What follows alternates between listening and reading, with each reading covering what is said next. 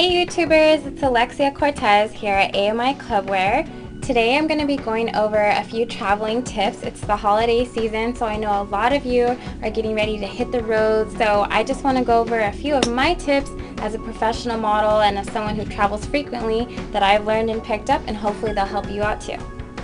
The first thing I'm going to cover is packing for your trip.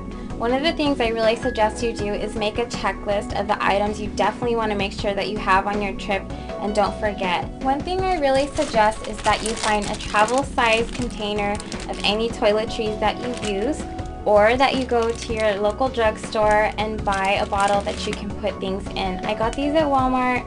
They're like $1 a piece and they are 2 or 3 ounce sizes, so this is perfect for carry-ons because whenever you're going to carry on liquids onto an airplane, you can only put them in up to 3 ounce increments. This is 3 ounces, and they have to all be contained in 1 quart-sized bag.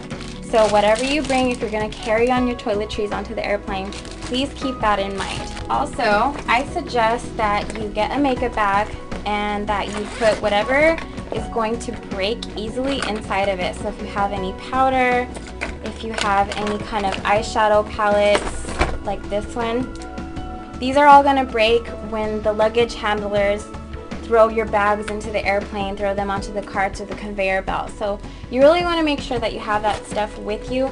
Make sure you're gentle with your bags so that way you're not going to end up with broken cosmetics, because that's a real good way to lose some money. Again, don't forget any medications that you're using, especially if you use them on a daily basis. This is really important in case your baggage gets lost or delayed. So put in your vitamins, any antibiotics, anything else you're taking that you need to have very soon, like I say within a 48-hour period, keep it on you. Don't forget those chargers. You don't want to be lost without them.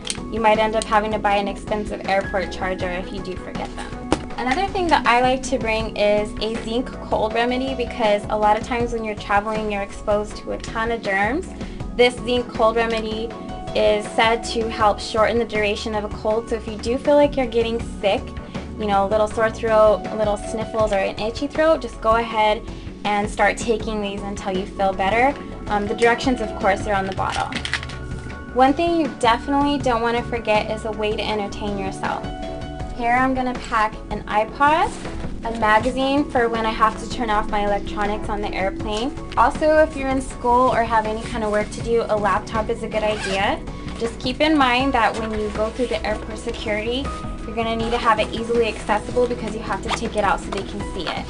Make sure you consider the size of the bags that you're going to be using, because some airlines charge upwards of $30 per bag. I personally like to fly Southwest Airlines because they don't charge baggage fees for up to 2 bags. Also, be sure to check the website for the airline to make sure how big the carry-on item limit is. You're going to have to see what the dimensions are and make sure that your carry-on bag is going to fit either under the seat or in the above head compartment. No matter what kind of shoes you're planning on wearing to the airport, please do not forget a pair of socks.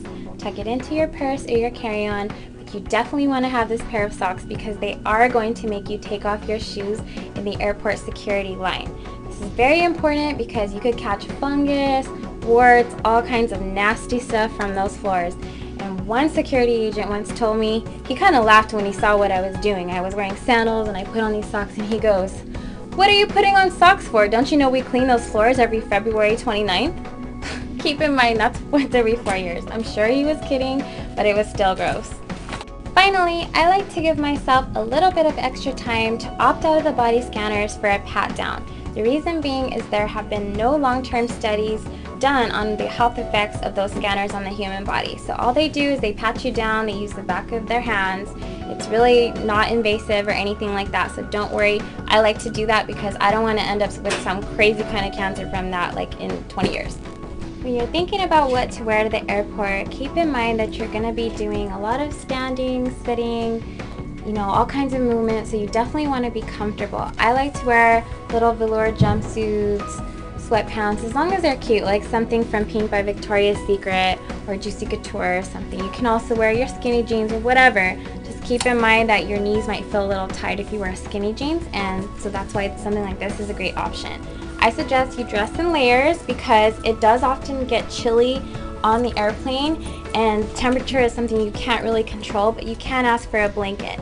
Don't forget your sunglasses. You want to have them regardless to protect those pretty little peepers. But if you didn't have enough time to get ready in the morning, if you had a really early flight, or you have bags under your eyes from traveling, sunglasses are a great way to look glamorous, conceal those baggy eyes, and also feel a little bit like Kim Kardashian. I hope you enjoyed watching my traveling video and found some of my tips pretty useful. I actually have a plane to catch, so I'll see y'all later.